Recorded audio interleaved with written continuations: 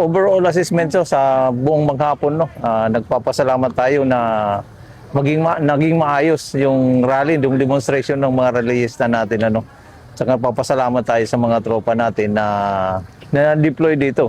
Imagine coming from different districts, no, umabot tayo ng 6,000, no. Ang bili naman ng ano natin ng DILG secretary kahit di chief PNP, exercise maximum tolerance, no, at saka professionalism sa sa duty natin.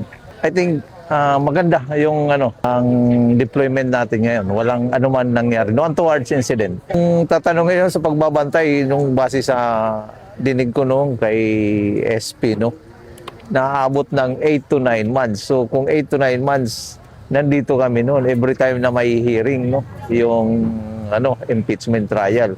So mayroon tayong deployment dito, no. Kaya inaano ko sa mga pulis natin, alagaan natin yung kalusugan natin. Kasi araw-araw tayo nandito during impeachment trial sa starting Monday, Tuesday, and Wednesday.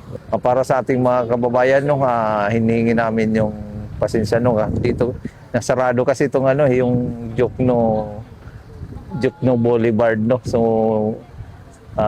anyway, na mayroon naman nag-a-assist sila sa kalsada na may rerouting. Pasensya na sa abala kung sa ganun, no. At saka sa mga sumasali sa rally, maging mahinahon lang tayo, no. Inaayaan naman namin kayo na magpahayag ng mga saloobin nyo.